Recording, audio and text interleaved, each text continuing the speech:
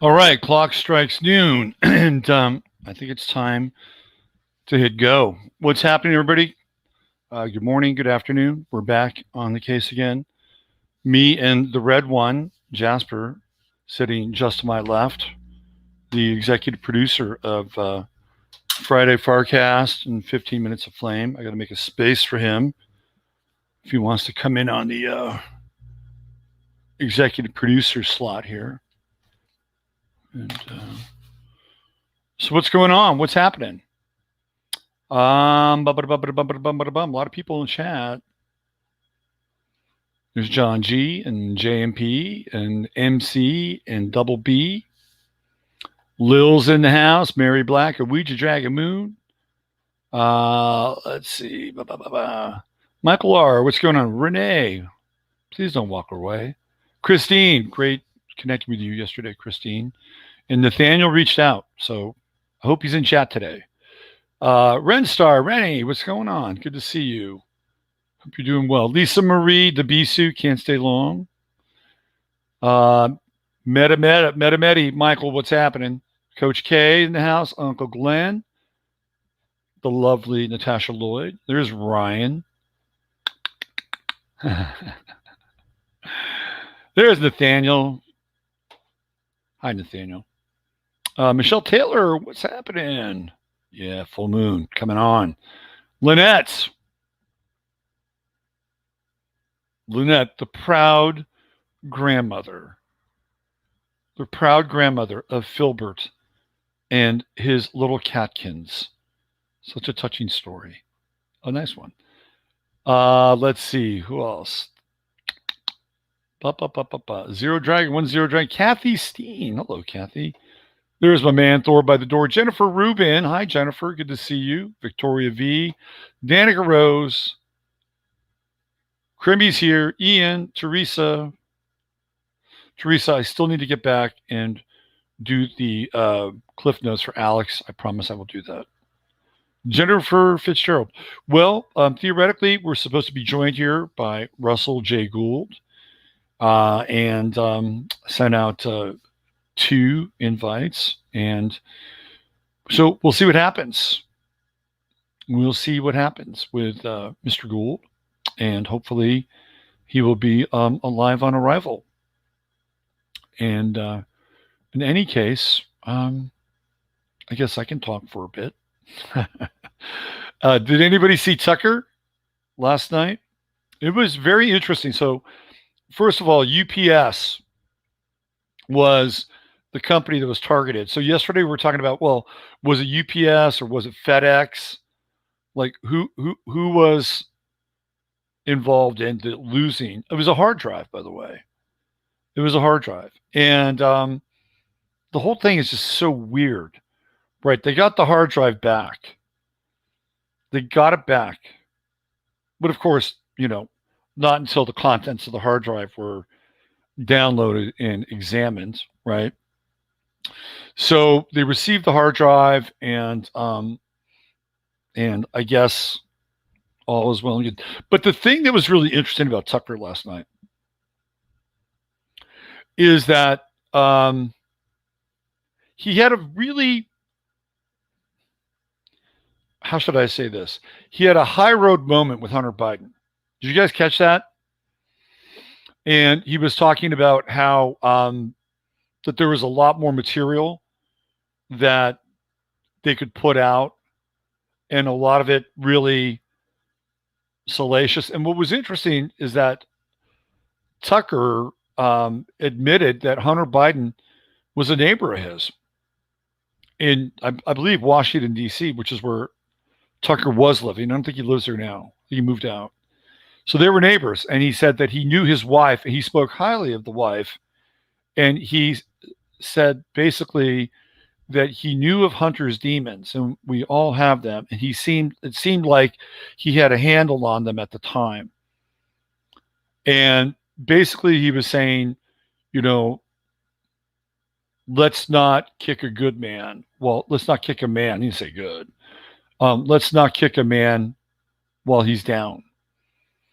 So what Tucker did is he defined the limit of where their reporting will go. Like he will not, and Fox will not get into the underage stuff. Like that's verboten. That is off limits. Not going to happen. Just not going to happen. And Michael says classy. Cheryl says classy. Disclosure is good and fair play. Good on Tucker. I think it was interesting. You guys are really fair. He didn't catch the fact that his cell phone info is being intercepted like you did. He probably did. Well, what was really interesting is that came out, like the text. That text from his cell phone, I actually found online.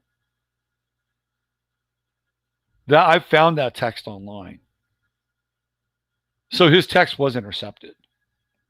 And I knew that right away. That's the only way that they could actually get that information.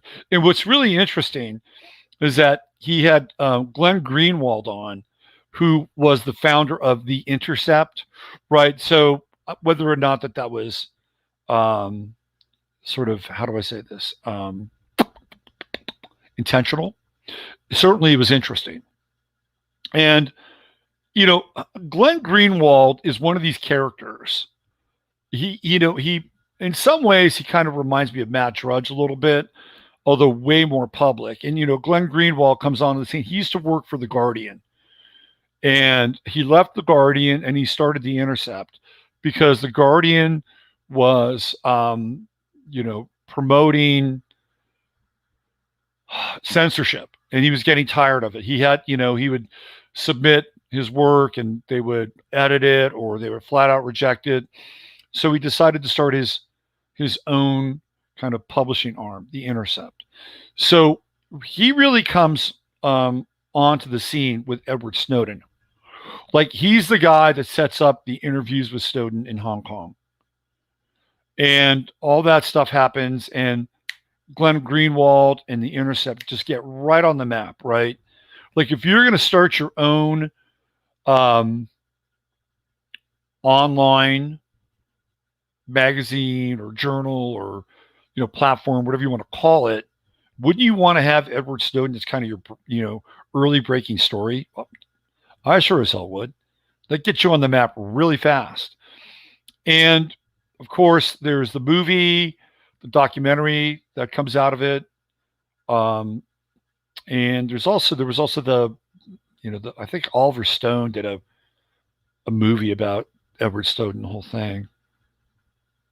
So that gets Greenwald noticed very, very quickly, very quickly. And as a result of that, The Intercept takes off. Now, Glenn Greenwald, I don't know if he still does, but he did live in Brazil.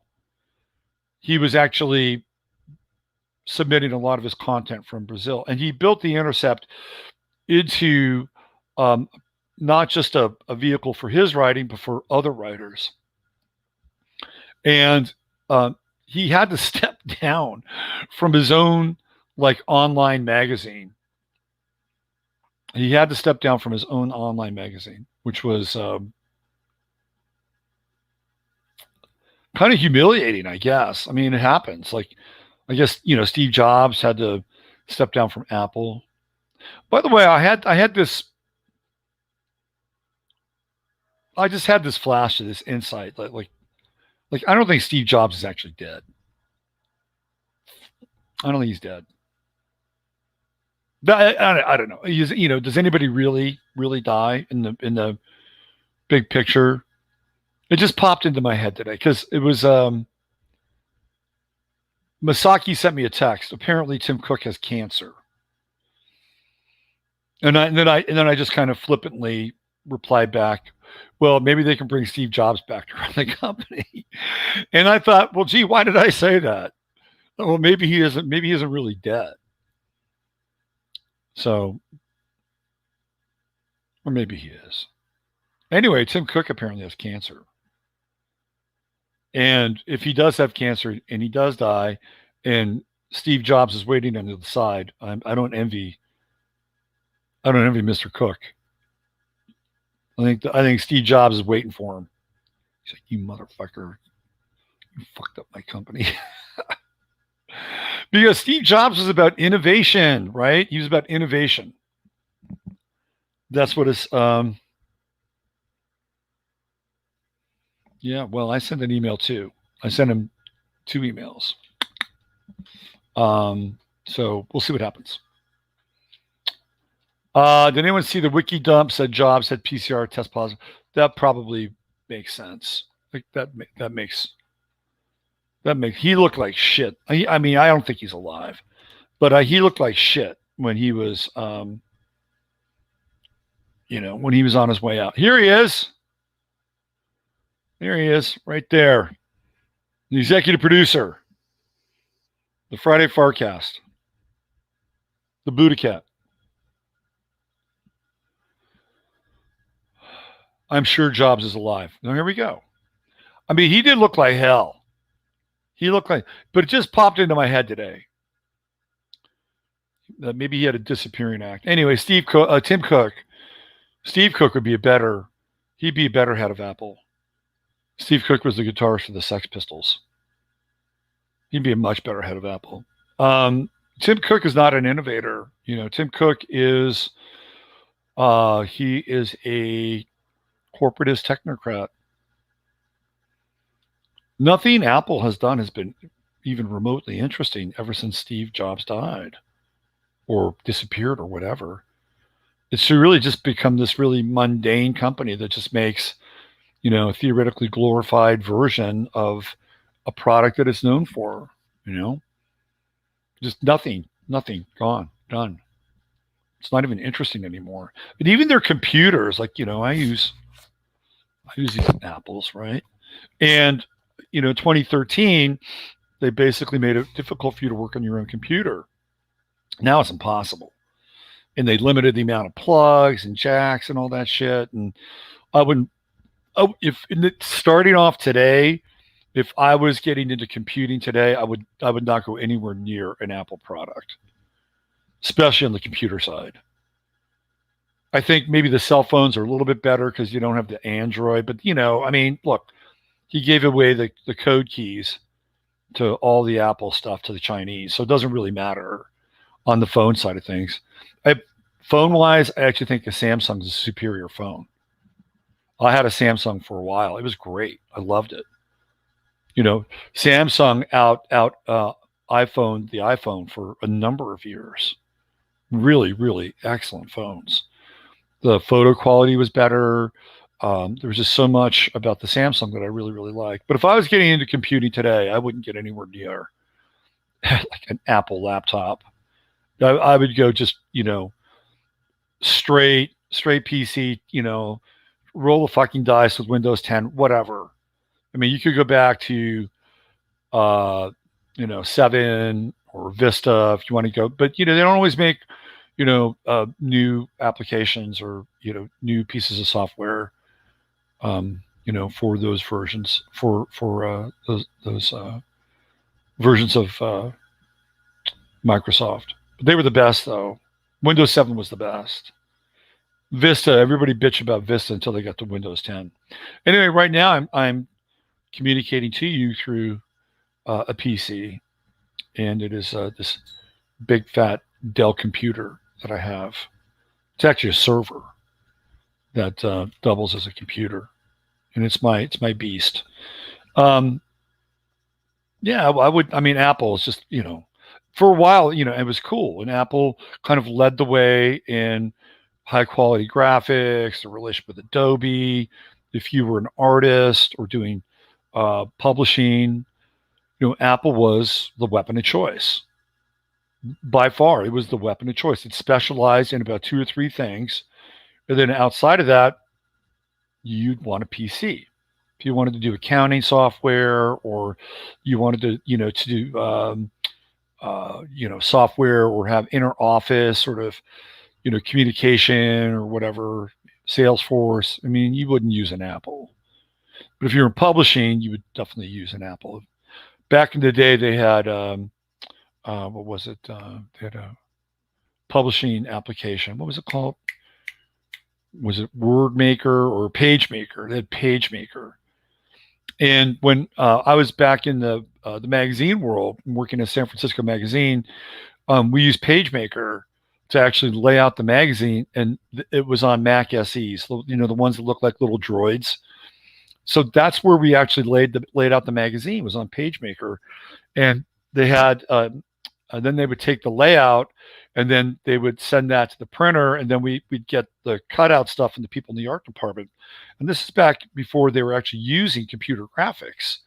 We had artists and layout designers, and they put all that stuff together. So those were interesting times. And I'll never forget the first time we got a story sent to us through a modem. And it was through ASCII.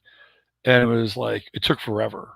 But that was like the first time I saw, the transmission of data, actually go from like point A to point B and have it be digital and then show up on the other end. And it was interesting. And that's when Apple was, kind of in the game. The other thing Apple really led the way on was MIDI and MIDI software. Like, they were on the cutting edge of MIDI.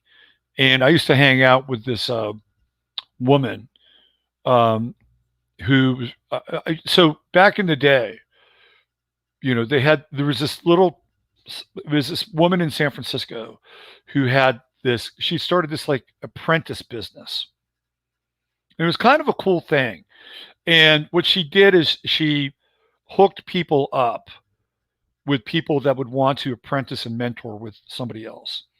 And I met two people through that woman who kind of changed my life. And so the people who were looking for the apprentices, I think, paid a fee. That's how she made her money, because I didn't pay the apprentice person. So she hooked me up with this woman named Joyce and Bessie.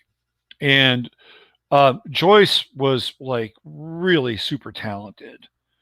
She was a keyboard player, and she was like on the MIDI vanguard. Like, she knew MIDI. And one day, as part of my apprentice duties with Joyce, I took her to Apple in Cupertino, and she demonstrated MIDI to a number of people at the Apple complex there. So MIDI was an interface where you could take a keyboard and then have an interface between the keyboard and the computer. So that was really cutting edge back then. So Apple was, that's where Apple was, just way ahead of everybody else, way ahead of, Microsoft, the PC world. They were into practical application, and Apple was more into artistic and creative application. So Joyce was a member of this group called Girlfriend. I don't know if I've told this story before, but it was this all-girl group. And it was during this time where, I think Rick James had an all-girl group. What were they, like the Nasty Girls or whatever? And then Prince had an all-girl group with Vanity, right? So it was like it was the time of the all-girl groups. So technically, it wasn't an all-girl group because the guitarist was a dude, all right? But the idea was that it was an all-girl group. It's called Girlfriend. And she was in this band. And so that was another part of my apprentice deal with her. And so, I would go to the studio where they would hang out and just kind of be there. And then one night I went to a live gig with them in the East Bay, and I got to work the lighting board, and it was cool. Like, it was fun. And the studio that they recorded out of was a studio in Marin County called Tarpon. And Tarpon was being run by Narda Michael Walden, who's this amazing jazz drummer. And he, at that time, was partnering with Walter Avseniev. And Walter was a songwriter and an arranger, and Michael was a musician. And they were on a big-time roll. Like, they were producing Whitney Houston, they were producing Mariah Carey, they were producing Lionel Richie, they were producing Aretha Franklin, Freeway of Love. I mean, that's all Michael. It's all Narda and Walter. All those big fat hits, man. That was coming through those two guys, right? And they were producing Girlfriend. So I'm thinking, wow, this could be really freaking successful, And this woman Joyce is really talented. The lead singer is smoking hot. She's got a good voice. I like this. It was a cool thing to hang out with. And the guitar player was this guy named Vernon Black, and he was a super nice guy, and amazing guitar player. And his nickname was Ice, Vernon Ice Black. It was cool. So one day I go to the studio, and Narda and Walter were kind of in negotiation to produce a Hall & Oates record. That was kind of going on in the background, and I knew that when I was there. So I go in, and the band's rehearsing and everything, and I'm listening to music. And I hadn't met Narda. They call it Narda is how his name's pronounced. And Narda was part of the Sri Chinmoy community, the Indian mystic, who was kind of the meditation leader in the UN. Interesting character. So he was all involved, which is how he got his name, Narda Michael Walden. So the band is playing, and they're rehearsing, and all of a sudden the door opens, and Narda and Walter walk in. And Narda, astrologically, he's a Taurus. And all of a sudden, he starts I think I've told this story before, so forgive me if you've heard this one before, but he starts conducting the band. He starts conducting the band. He's moving the energy. I'd never seen anything like that before. It was physical. And by the time he'd left the room, the song had completely changed. It was amazing to watch. He physically moved the energy in that room. It was fascinating. Walter leaves, goes off, works for Arista, Clive Davis, and that's the end of the partnership, the end of the marriage, and the end of the story. Because now we are joined by Russell J. Gould.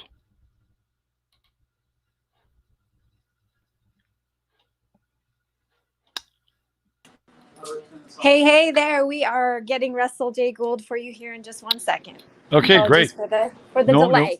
No worries. Mercury retrograde glitch. Yeah, we have the space and the grace to accommodate that. Well, that's great because we're on Pacific Standard Time here, and so the chief thought we were on that time. So hang on 1 second, I'll get him on. Great, thank you. Hey, there he is. What's happening? Not much, man. How's it going? Good, Russell. How are you today?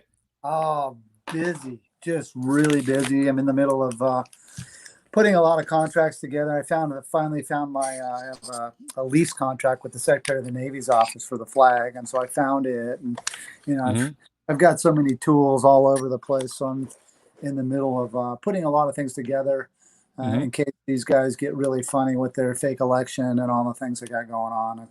Got safeguard mechanisms put in place that I'm gonna have to go do things, and people are going to find out a lot more about me because I have done these things. I am who I say, and I've been through many doors in the past, just not in the public purview. So the people are just going to have to cope with it. They're going to be upset about it. Number one, because they want there to be a lot of people want there to be a constitution, and they want all these things to be in place. Unfortunately, the founding fathers weren't here when the Constitution expired in 1999 to keep the continuance on that thing. Right. And the federal government certainly wasn't going to tell anybody, right? They're not going to come out and say, "Oh, by the way, we've been involved in this big international bankruptcy for the last umpteen number of years, and we borrowed money on July 1st, 1775, but we are not going to tell anybody. We're just going to keep that.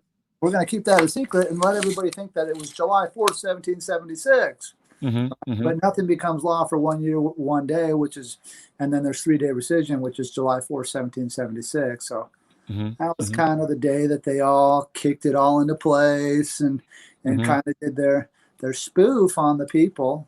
And, it just at that point when they borrowed the money, they filed a domestic bankruptcy, and domestic bankruptcies run 7 years.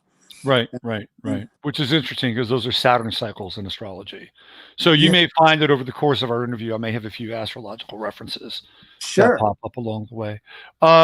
So, well, you said that people are going to find out about who you are. So who Yeah. are you? Well, I'm Russell-J. Gould. I'm the Postmaster General and the Treasurer of the country. I'm the guy that actually took down and rewrote the world banking system. I disqualified the International Monetary Fund so that they could not hold regulations and ideas over to the citizens of the world's heads. So I syntaxed their bank charters in 2003 Mhm, and rewrote the quantum banking system. I'm not a secret to the banking families nor to the banking community. Where mhm, I am a secret is I'm a secret to the citizens. So they've been hiding me in the background for a long time, and they've been using my technology to non-perform for the people, which is mhm, unfair, right? mhm, And my business partner, David-Wynn Miller, he made contracts that I refused to make. And mhm. so that's kind of why I was put through the hazement that I was put through, What do is you mean because, by that? That he made contracts that you refused to make? Can you clarify that? yeah, I refused to acknowledge the Rothschild banking family as a banking family because of the how they used finances over people's heads, Mhm. and mainly countries and corporations and the games that they were playing there. And So so, what is your relationship with David like now? well, David's dead, and I Oh, have, so it's a disincarnate relationship. So I apologize for that. yeah, yeah. So yeah. So what is your relationship like with his legacy at this point then? Well, I have the copyrights, and had to fulfill the shareholder terms of our contracts. Hmm. And so we were involved in contractual constructs on a global level, as well Hmm. as state level and a federal level. And in those constructs, we had certain guidelines to perform. And those guidelines were to make sure that the grammar moved forward, the people learned about it, but simultaneously that there was some honor and integrity there. Hmm. Unfortunately, when he passed, the last couple of years of his life, his health was really slipping, and his mind was really, not all there. As you know, Hmm. you've been around people in your life when they go to, pass. I mean, they start forgetting things, and so I had to deal with all these tomfooleries and all these crazy situations. And he was out authorizing people without a contract to do that because of his performances in federal district courts in Grand Rapids, Michigan. And Hmm. so we I lived to the terms of the contract. When he died, you can go to War Castles and watch Reno Seminar 1, Reno Seminar 2, Hmm. Reno Seminar 3, and that kind of gives you your audience a background of the shareholders meetings and the minutes and the things that I probably Right. would go with some of those I, things. forgive me. I did have this cognition that David had passed, but then it Oh, kind of slipped away because it was like, okay, well, I was watching his channel last night and going through a lot of the material, some of which I do want to reference today during our time together, sure. if that's okay. So we know who you are in terms of your accomplishments, in terms of what you have delivered or been able to demonstrate.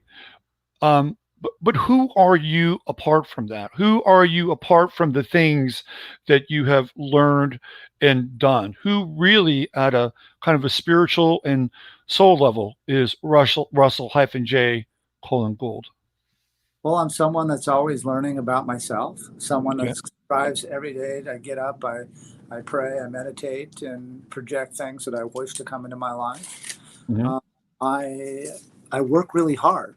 Yeah. Most people don't are not cognizant that the quantum system was not just built. There's a lot of people that use the accoutrements now, but this was not built overnight. This took, 24 years of my life to dedicate towards the learning, the studying, the going, and the application in the courtrooms around the world. Hmm. Uh, and hard work. I want people to know that I work very hard, not only for myself, but for the people of the world. Hmm. I'm very big in on my word. I'm very Hmm. big on doing what I say. It's people. I have big in the esoteric. Because of the things in banking that I had to go through. Hmm. a lot of esoteric things, and traveled through a lot of different space around the world, and got through specific doors in the now space. So it's kind of fascinating for me to watch them destroy the history of the past and destroy and to try to control the future. But the now space is already in control of all of our lives and all of our worlds.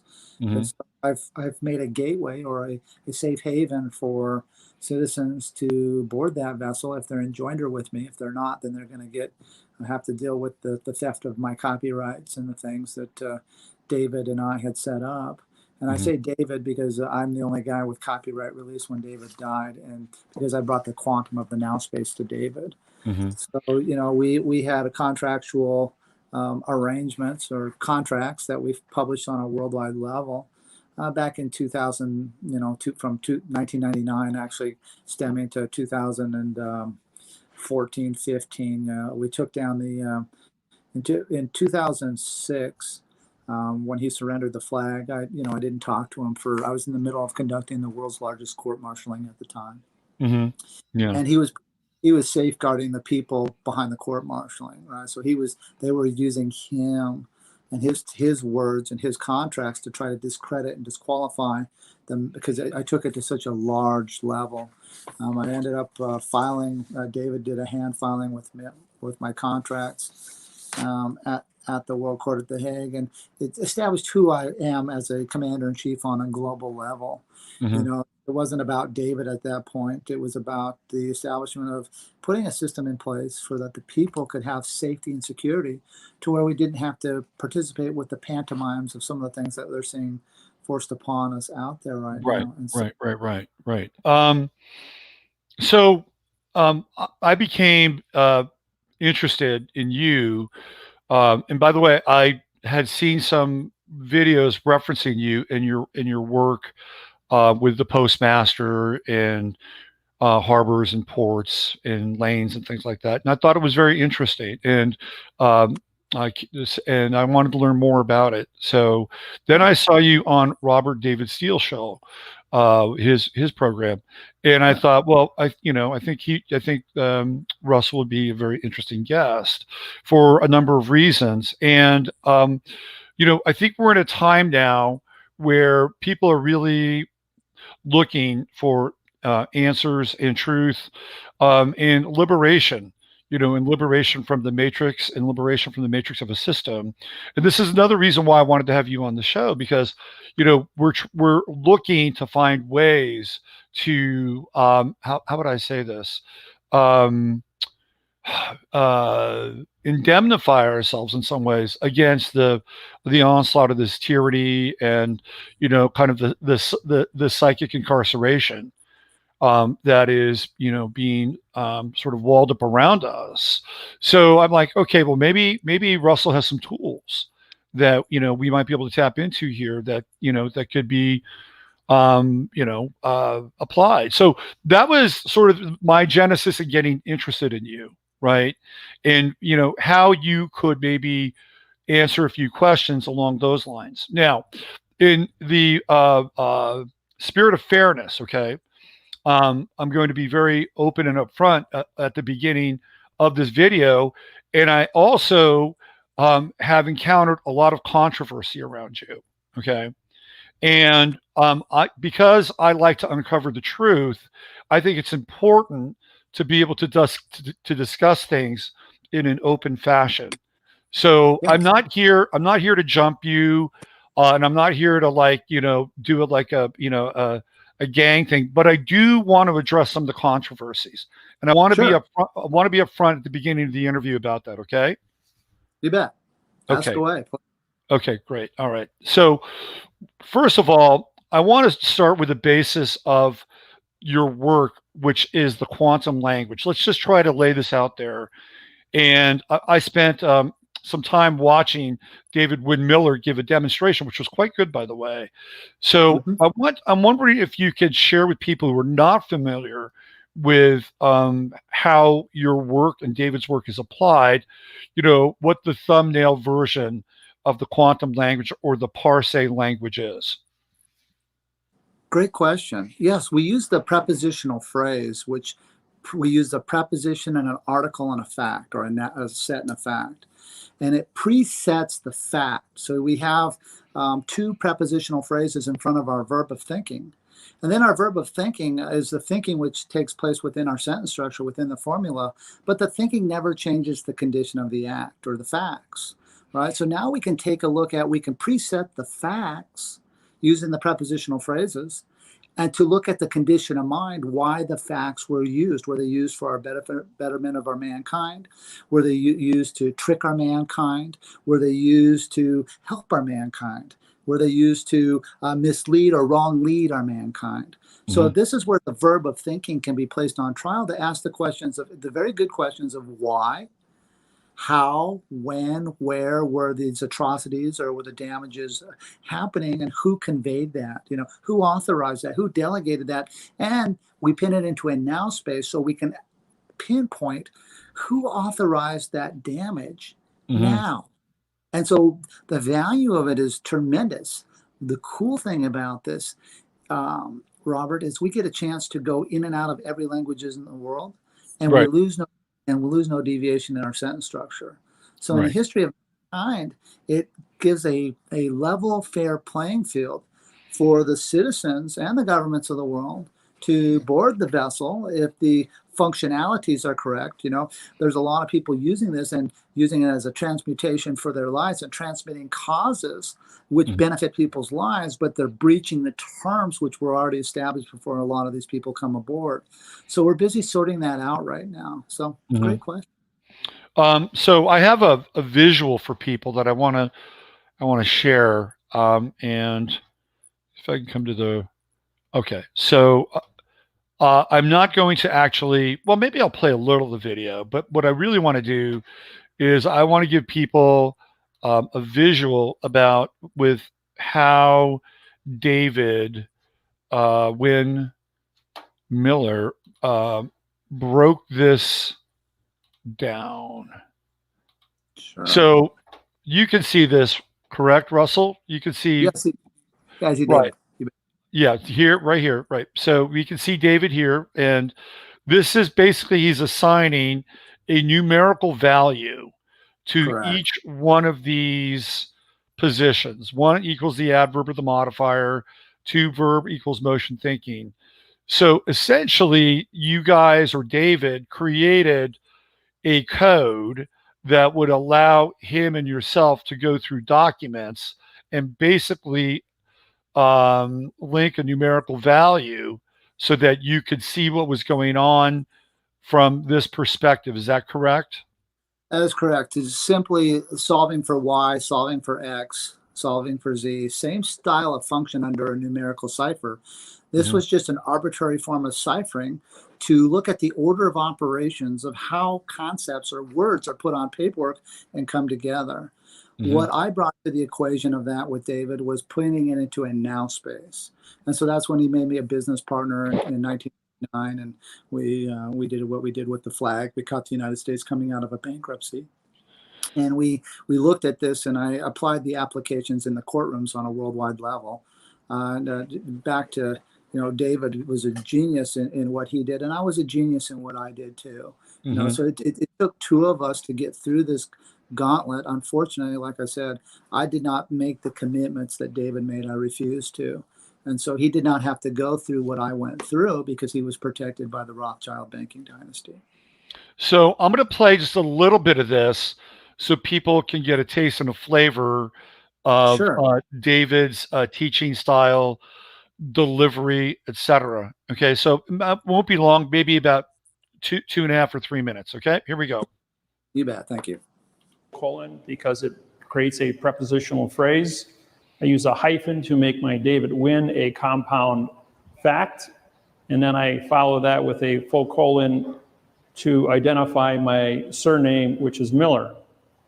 So it's for the David-Wynn of the Miller family, because full colons are prepositional phrases to express a fact. You also use it in your digital time, your full colons. Now, what we're going to do today, we're going to have 5 different segments here. And we're going to go through the parts of speech and explain what the parts of syntax are when it comes to writing. We are then going to explain how the parts of a sentence are constructed. Then we're going to go to the way that the federal government. I'm going to fast forward here just so he gets into some of the description of the language and modification. And when we take documents and we go ahead and we put the numbers on top of the words, it's because to write the words out, or to write the parts of speech word out on top of the words would take up too much time and would be too confusing. So we use a number substitution, which we will go through. Now we use 0 as a conjunction, and there's 2 conjunctions in the English language. And is a command, and the word or is an option. Now the word, the adverb, we gave a 1 because the adverb is used more than any other word, and the adverb is a modifier. It modifies the speed of which something is going to be modified at. Now the adverb will modify a verb, which is thinking or motion. So when you have a 1 in front of a 2, it's an adverb creating a verb. Now 3 is used for an adjective because an adjective represents color, opinion, and modifier or modification, which means you're going to change something or try to influence an individual's ability to think by coloring it. If you color something and you change it, you're actually committing perjury.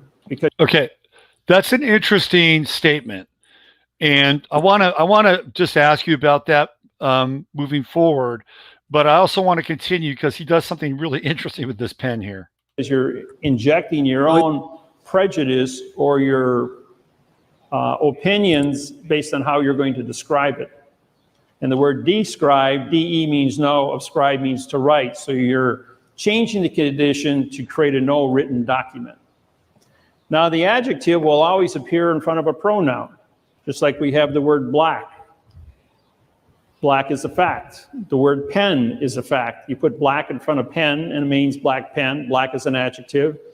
And it prejudices the word pen. You could use the word cobalt or carbon pen, because carbon is black.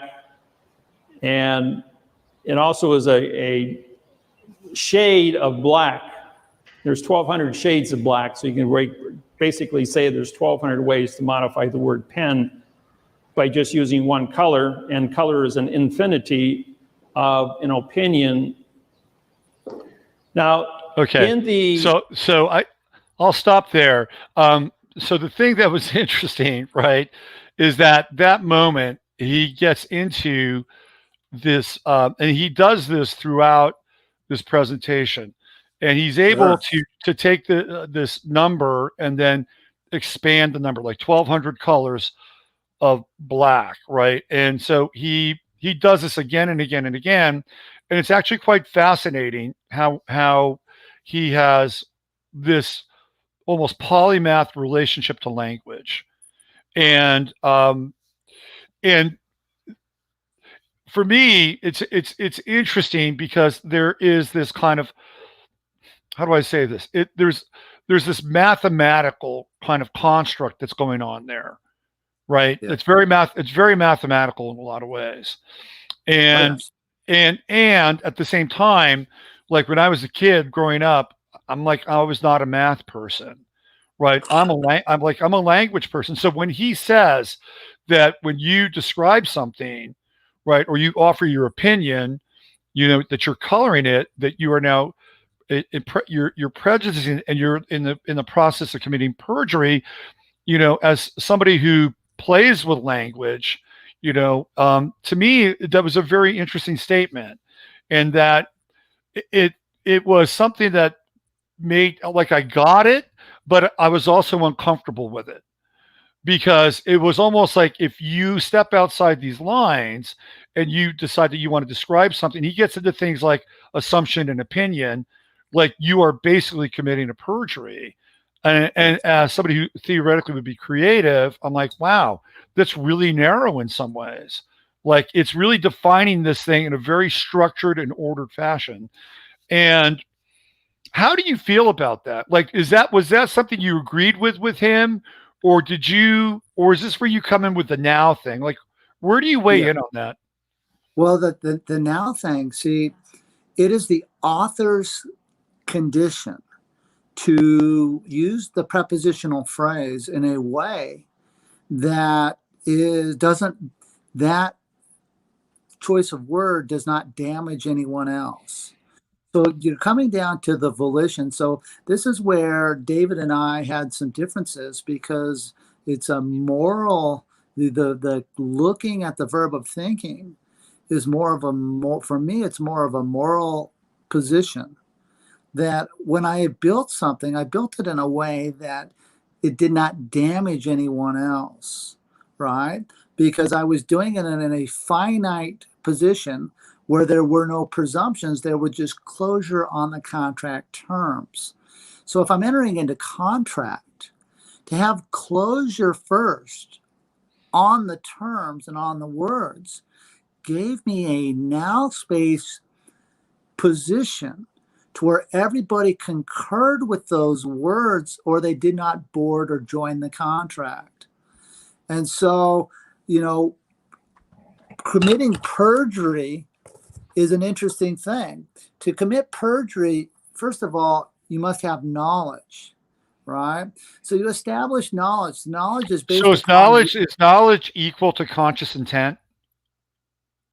Well, you don't want to say intent. You want to say volition, the movement of the condition of thinking, right? Okay. So it's your will that moves that, right? It'd be voluntary or involuntary. It's there's a lot of factors out here now that unfortunately are trying to play a part of our lives. So you're talking about conscious volitions. Is knowledge the same as conscious volition in this regard? Depends on the moral ethics behind the consciousness. Depends on if they're, because wouldn't that relate to intention though at that point? Like what is the intent? Volition, but there are people out here that go through conditions of their life where they go through ceremonies, or they go through a training. And in that training, it numbs them towards a conscious reality that affects other people. Mm-hmm. So you have to be cautious of that to know, to have enough background upon a person. That's why I get a little suspicious when you hear of different things like the Bohemian Grove. You have a bunch of senators going to this style of thinking, where they have ceremonies on the cremation of care, where they're moving away of the empathy of caring on the choice of consciousness. And so we have to be really cautious on who we put in position to be our trustees of our contractual corporate structures that are controlling our day-to-day accoutrements. But the nice thing about the grammar, the quantum grammar in the now space, is it finites it in a way where they can't get away with kind of leaving the trail of what we want as a society. Yeah. By the way, did you ever find the three-pronged connection in David where they plug him in at night and he gets recharged? Did you ever find that by any chance? I never saw any of that from David. Sorry about that. Okay. Yeah. The guy was like a Sperry Rand UNIVAC. Clearly there is a level of genius in the mind. When you get into how he breaks the language down, it's quite something. And I do think people should check it out, and his work and your work, to kind of learn about this, because there's some interesting things there. I live with Dave, so I saw a lot for sure. Yeah, well, clarity, right? To some degree, what I got out of that, and again, this is just my brief kind of initiation. What I got out of that video that I saw of him was that what he and you were working on provides a certain type of clarity in a certain type of context. And maybe perhaps the defining of contracts. That's where I think that this is interesting. Like what he's doing, or what you guys did together, and perhaps the work you're continuing to do, I think is functional in that regard. How does that translate into one's everyday life? Correct. Well, first of all, I'd like to back up a second. David was there. If you listen to his seminars, and I was with David a lot, he was there to educate the 1% of the 1%, the ruling class of the world.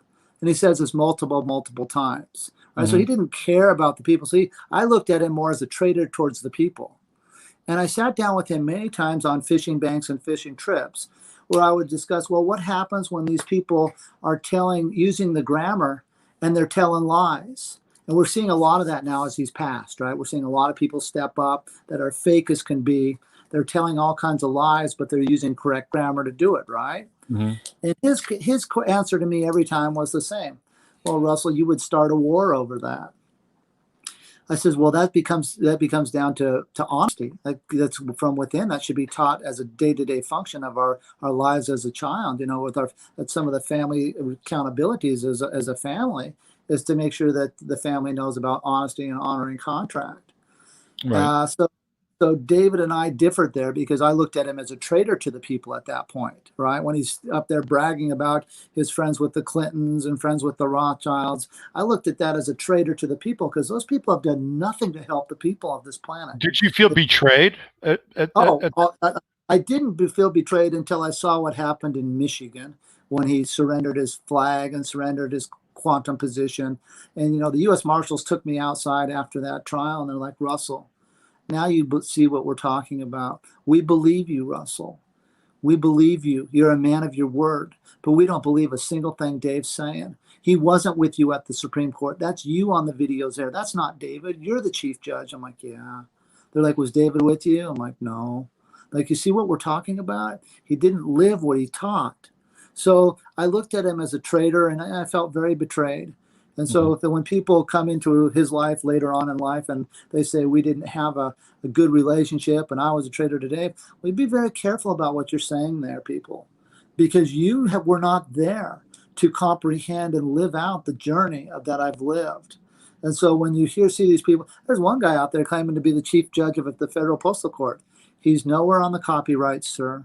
He's nowhere in the charters. He's wrong leading the people at every stinking turn, and the guy's just a charlatan. And so it's interesting for me to watch, and people are caught up in the guy, and he's just total fakeness. And so these are things that when you're telling correctness, being correct and telling lies, you better be careful, because the verb of thinking, don't think the governments of the world haven't watched the videos of David's non-performances in the courtroom. Right. Don't think that hasn't happened. Don't think the U.S. Marshal Service and the feds haven't watched that stuff. They certainly have. Right. So when you see these people out here and they're treating the grammar in a way where they're loquacious with it and they're very proficient in it all of a sudden because they've taken it takes time to study this, and I give them credit. But when they start off on these storylines and they go down, and this same guy was actually selling federal postal court judgeships. Now let's think about the concept of that for a second. Can we say who this guy is or not? Now, well, he's out of London. I'm not going to really say his name, okay. but because I'm not going to give it the energy. You're back into the esoteric energy, so am I. So I'm not going to give it the energy. But hold on a second. Now, is this the guy who claims he's really the king? Is that what we're talking about? No, this is some other guy. How do you feel about that guy who claims he's the king, the real king of England? The kingships were done away with on contract because of the modification of grammar, right? And so David and I took it when I was, so in the past forms of heraldry on the planet, right, which is your kingships, your princes, your knights, they had different societies and different religious faiths that would knight them or anoint them or be there for their royal proclamations as a king. When I was at the Vatican, I syntaxed those books and disqualified them for fictitious conveyance of grammar, doing away with royalty on the planet, because we're all one and the same here. We're all equal. And so I on the corporate end of things, I did away with that style of thinking because I wanted it fair for all. This is not to be under dictatorship. This is under contract, and grammar has jurisdiction on the contract. What I did is I took it to a very deep level where I rewrote the periodic table. I rewrote the shipping lanes on planet Earth, both on a global level and and in this country simultaneously. And so I took it to such a macroeconomic level of banking and finance that allows creativity and allows free venture capitalism to be fair for the citizens of the world, using a quantum banking system that I've developed. I'm the copyright owner to. So when I see these knockoffs like the quantum financial system and all these Johnny-come-lately stealing my concepts, stealing my ideas, and now saying, oh, we got a new quantum system. No, you're fake and you're a fraud too, bro. This is not the quantum system. I'm the guy that built the quantum system. Everybody on the planet knows it, right? Anybody that if you built it, I mean, isn't there like a claim or a patent or something? Yes, I filed patent. You filed patents. So do you have those? Do you serve these guys? Yeah, I do. But here's the thing. Unfortunately, Robert, they only believe in one thing in this realm, and it's sad. They only believe that might makes right. Right? Unfortunately, no matter how correct you can be in contract, no matter how much has been done, they only believe in one thing: might makes right. So back to the consciousness, back to your original thought process. What's the condition of thinking to create that style of thought consciousness into our realm? Well, we must now get back into our own manifestation to not allow that to come into our location of the now space. The value of the grammar and the value of what's been built is to allow a functionality in the now hyphen space, so that style of forceful bruteness does not come into our now space. So as they erase the past with their historical eradicating, and they dictate what they haven't, what they're going to tell you that they're going to do in the future, notice how the fiction stays out of the now space. Okay, have your audience be listening very close. They'll tell you what they're going to do from the past, and then they'll tell you what they're going to do to you in the future. But they'll never talk about now. Because now is where the function of the people and the quantum system that I've built is for the people comes into place.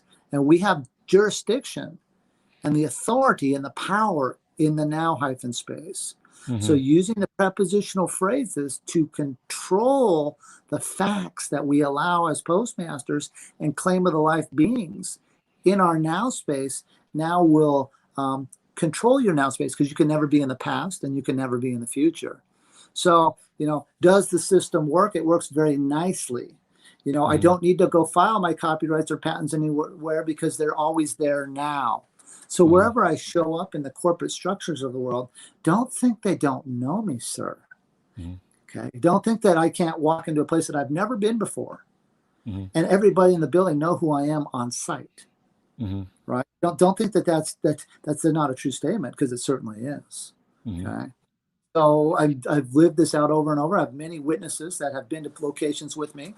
I don't want to say the locations, because if I start telling people all the places I've been, it would seem mystical, right?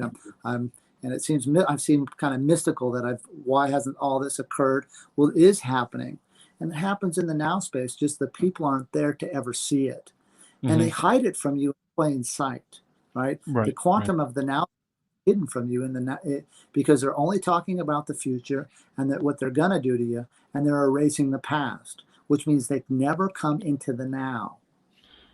So I want to have a little bit of closure on your David-Wynn Miller chapter, but before I go there, you said erasing the past. So are you into Tartaria at all? Have you gone down the Tartarian rabbit hole? I have not, sir. So could you educate me? So there's a lot of really interesting information. There are a lot of people who have taken on this kind of citizen journalists, citizen archaeologists. And there are a number of people who have uncovered this not only idea, but structures of a civilization that was on this continent, and was discovered, right? There was actually discovered by people that came here, and that really what they did is they kind of repurposed what they found, right? So if you when you get some time and step away from the quantum now, go into the quantum past and go down the Tartarian rabbit hole, because I think you would find it quite interesting, because it offers up a very different perspective of a very different timeline. So one of the guys that I would recommend to start would be John Levi.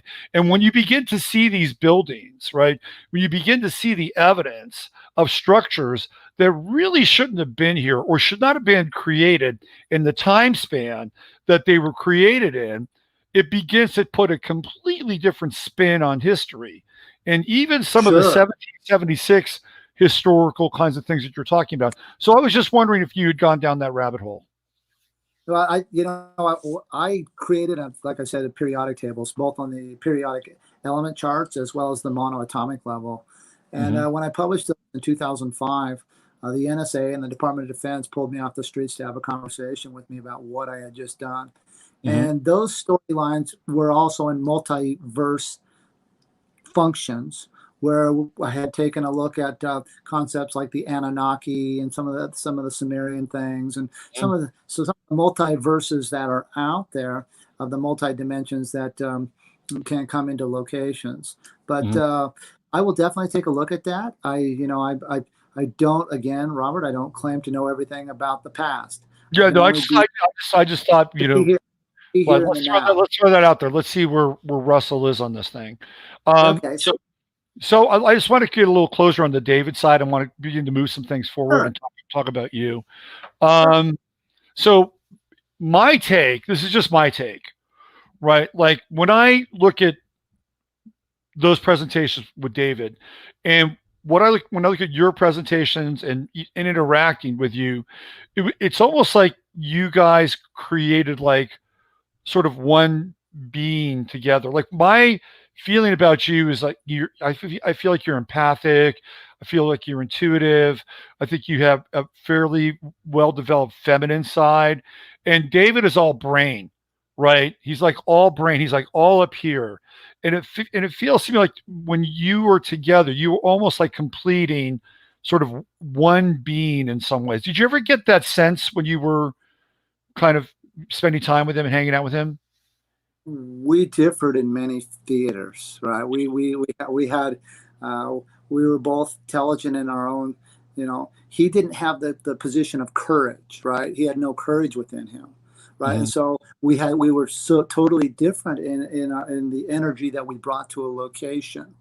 So that was interesting for me to deal with, right? Because I'd always have to, encourage him, and he'd always back down and back down. So it was interesting for me. But he was very bright, and I feel like I don't go out.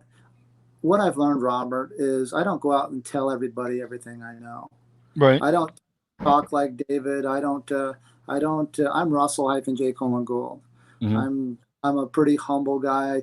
If you saw me on the street, you would probably hardly notice me, because I walk quietly. Unless you saw me playing basketball or something like that, you'd be like, what is this, right? Because when I'm performing, when I'm doing something, you would definitely know me, right? You'd be like, I saw basketball on your website. So do you like playing the hoops? I do like playing the hoops. I consider myself I would take on anybody on the planet. I run in the Native American Basketball League. My mom's a Southern Ute, and so I have contracts with Native American tribes out of Canada, so I can get into basketball tournaments and stuff. So I play a lot of ball, or I did. Right now, I'm not. I kind of put the ball away. Right now, that kind of thing of the past. Right now, I'm focused on how to help the people right now and the concerns of the people right now. I see a lot of hurt out here. I see a lot of strife out here. So I've kind of put the basketball away, and now I'm focused on the tools that are in place to help the people. And how do I share that message with the people? And the best thing I can do is wait for all the lights to come on into a specific location and show up in the now space.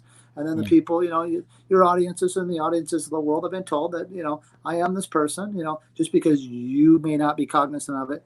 Don't think that the the Supreme Court isn't cognizant of it, or the Pentagon, or the IMF, or the World Bank, or where the places, the United Nations, all these fake entities that are scaring the people into this capitulation of mind control, this cult of that you're sick, right? The common cold has got you sick, and they're spinning you up.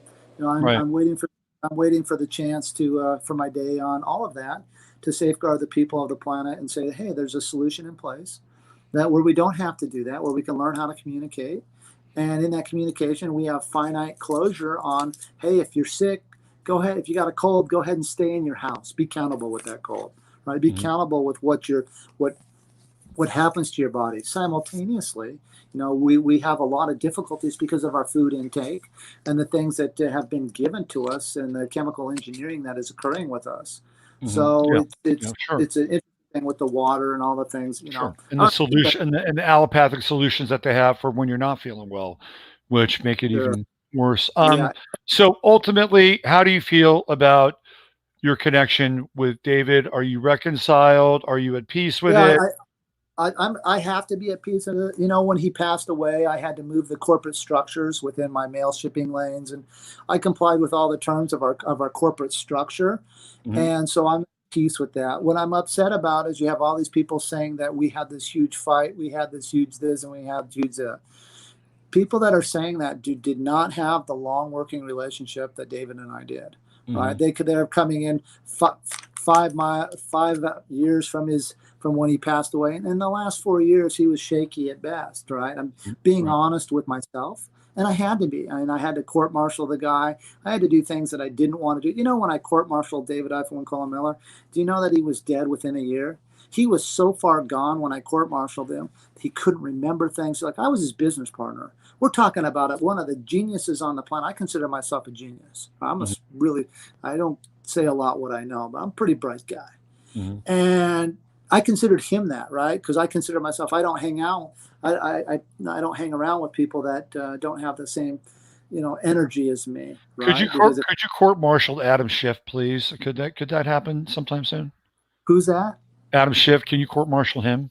Well, we're going to deal with Congress in a different way. Congress is closed. I have a document signed through the Federal Register, through on the passing bill through the House and Senate, U.S. House and U.S. Senate of Congress, shutting down the House and Senate, U.S. House of Representatives and the U.S. Senate, because courts are closed because of the martial law and because the United States ceased to exist in 1999. So they actually joined a contract with me, put their certified seals on the back of each page of my contract. And we have a contract shutting down the Congress. The Congress is just a pantomime game, scaring the people right now, getting you to believe that they have some sort of authorization to exist. And then you have the fake military acting all fake, like they're actually doing something for the people, when it's actually the takeover by the military-industrial complex, and they've all been promised lots and lots of money, and it's comes down to the condition of thinking again. I'm still counting on that there are good people within the military. I'm counting on that I'm going to run into them, and that we're going to be able to clean house on these people that are perpetrating their lies upon the American people. This fake division thing that they're going on this race war thing that they're trying to scale up. It's enough to, the social engineering there is quite a thing to watch. I watched some guy yesterday where he's out shining the shoes of somebody just because he's from another. It's like, what? Who's going to shine my shoes? You know what? I'm not asking to have my shoes shined, right? Number one, I'm not asking to have my shoes shined. I get up, I put on my own shoes, I put on my own pants, and I go to work, and I work every day. I have to say that every now and then, when I would go to an airport, every now and then I would like the occasional shoe shine. I would say that, but but it's not a lifestyle. It's not a lifestyle for me. I'm kind of with you on that. In fact, I don't even wear shineable shoes. I wear sandals most of the time. So I'm a sandals. You seem like a sandal guy. I mean, I can dress up the part. I told myself, years ago, I was wearing suits all the time and going into the court systems, and like they would tackle me and like cut my clothes off me because I wouldn't take off my clothes for them, right? I had so many suits cut off my body that I told myself I was tired of wearing suits and getting them all, because I had nice suits, costing me $5-10 grand, and you spend some bucks on some suits, and then they just cut them off with scissors, cut them off my body. So I told myself, when I go do performance, I show up however I choose to show up. and people can deal with it. They can say, you look like this or you look like that. I don't consider myself, I have my own style. I'm Russell-J. Now Coleman. I'm gonna ask you like kind of a silly but semi-serious question. Okay. Have you ever thought about just going naked? And I'm kind of being slightly serious about this. But let me tell you, I did do that. I've been hauled into courtrooms naked, sir. Yeah. I ran around more jail systems naked than anybody documented. Right. Running around jail systems naked, you can count on it, bro. There was this guy in Berkeley. His name was Andrew Martinez, and he's playing the water polo team and at Berkeley. And one night he's at a party. He takes acid in a hot tub, and he has this revelation that he's gonna drop his clothes and start walking around naked. So he goes to his class naked. He becomes this cause celeb, and almost is like this, like John the Baptist, of being absolutely naked. Okay.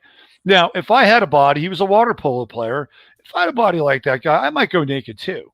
Right. But it might be a strategy. I don't know. I'm just throwing that out there for you, Russell. I've already been there. I've done that. Okay. I don't have to go naked anymore. I'm the guy in charge of everything. I rewrote when I did that, I realized that I needed to change the paradigm. So I rewrote the construct of molecular structure on the planet and put it in my periodic table to control molecular matter. And so I have that all covered now. So I don't have to go without clothes. When somebody asks you like, well, I'd like to see that contract between you and Congress, like, are you able to provide these things and show these things to people? I am. Here's the problem. Okay. I have so much plagiarism going on about me that every time I show something, everybody steals my ideas, claim an open source, and they just run out and file my stuff. And it's like, do you know how difficult it was to study to learn all that? Right. No, not. But yeah. So, don't you think though we're in a time now where it's like, because everything is so open source in some ways, that like you have to be either really super original or super on the edge. So it takes people time to catch up with you. Right. But we're in a time now where it's like, it's really hard to hold on to things, even corporate trade secrets, right? It's very hard, very difficult. Yeah. I told myself in 2012, I have 2 goals. Number one, I'm going to keep the global banking community stupid. All right. That was like one of my number 1 goals, because every time I would do something and publish something, they'd steal it from me. Right. So I published a concept on how to open up a bank. Well, my partner, David, took it over to China and gave it to the Chinese military. And 48 days later, they open up Brick's Bank. Right. So they're stealing my concepts every time I turn around. Like, they didn't figure any of this stuff out. So, if they were paying fee for freight for the bills of the lading, that would be one thing. But if they're not going to pay me a fee for freight for my ideas, why educate them? Right? There's no free lunch out here. It was got by hard work. And so, people don't comprehend what actually, I feel really, really good about the visualization of doing hard work. Right? I really love to do hard work. It makes me feel good at the end of the day. But, I love to play too. So, there's a definite balance there. Aren't you a Libra? Isn't that your astrological sign? Are you a Libra? I am. Right. There you go. Balance, right? Work and play, right? Got a question here from chat. So if the U.S. declared Chapter 11 bankruptcy, where did they file and where are the documents and why was the debt not restructured in 1999? Question. Great question. The post office holds the ledger for the bills of the lading for the foreign corporations, because it's the post office that authorizes what we call a bill of the lading or your postage. So that's it. That's the answer to that. Yeah, it'd be on file at the post office. How would we find that? Well, you would have to come through me, since I'm the postmaster general, and I'd have to go in and give them directions to manufacture the documents for you. So could there be more than one postmaster general? No, there cannot. So you're the only guy. You're the only real postmaster general. I'm it. Everybody else is, because they did not maintain the continuance of the evidence since 1999. When I disqualified the United States Postal Service and rewrote their charters, that was done in July of 2000, and right when they were vacating the District of Columbia after we had captured the flag in 1999. And so David and I. And so when I became a federal judge in 2001, and I banked the judgment with the Universal Postal Union, becoming the Postmaster General and Secretary of the Treasury for this country, and Postmaster General of the Universal Postal Union of Bern, Switzerland. And I maintained the rules of the continuance of evidence on that. That's why I didn't give up when they were beating me down and trying to get me to surrender my flag. Mm-hmm. And so, no, there cannot be another Postmaster General of our world. There's just one. There's a lot of people trying, but it's the powers to be know who has the copyrights on that. See, they're coming in after the fact, again, plagiarizing. And I don't grant those contracts out to people. They'd have to establish a whole bunch of knowledge, and they'd have to show a track record that they could actually go in and do something. Isn't that hierarchical, though? I mean, aren't we supposed to be moving out of hierarchies? Well, there's a place and time for everything. I will agree with that. But since there's so many bad guys left, you have to maintain that right now. Mm-hmm. Right. Here's another question. Somebody says in chat, Robert, inquire his income stream, validate his genuineness regarding capitalism. Okay, I'm just throwing that out there to you. I'm now inquiring about your income stream and how you feel about capitalism. Yeah, grab my coin. Well, as you know, I have my own banking system, so I generate my own money. Simultaneously, patrons help me out as well simultaneously, and that helps too. But the main thing, I'm in, processing precious metals. I have qualified all stock markets on the planet. I have my own stock markets, so I can set my own prices for my money. Hold on, I'm going to grab some of my money for you. I have my own coins and stuff. Do you have your face on it? Are you? No, I got a house on it because it complies with my sea treaty under my lighthouse when I'm the authorization of what we call the SEE through the. I don't know if you can see. So is that silver? Is that what that is? Yeah, silver and platinum, a little bit of rhodium, and a smidge of gold. It's a good hardening element. And what was the symbol on the other side? Let me see that. It's a lighthouse. It's a lighthouse. Because it's about sharing the light. Okay. All right. Cool. So, do you sell those? Do you sell those things? I do. It just depends on. So the FBI came in and with their vice squads and bought a bunch from me. So I had to deal with that, and they were in business of trying to shut me down during the Obama fake administration. So, I had to deal with a lot of that. So I'm very cautious now on how I sell to people, as you can imagine, because they were not very nice with me and my family. So if I wanted to buy one of those coins from you, how much would I have to pay you for one of those coins? Well, I would probably trade you out in commodity for commodity. Okay. Because that way I don't trespass, and I would have to think about it. Each transaction is different based upon the bulk that you would buy. So let's say I had like a Bitcoin. Would that be a commodity? I don't do cryptocurrency because of all the plagiarism that's been done there with me. So you don't play in the crypto markets at all. I have crypto coins. I have my own crypto system set up, but I do not. We've not allowed people into that right now. We're currently being hacked by a billion freaking bots out of Korea and China every 30 minutes. So we're in the middle of safeguarding that. The FBI is monitoring that. So my quantum banking system is having to deal with a lot of that right now. Right. So I wanted to, one of the questions I wanted to ask you is, I live in a city here, and the city is incorporated, obviously, and then they have a city charter, right? So they have a charter.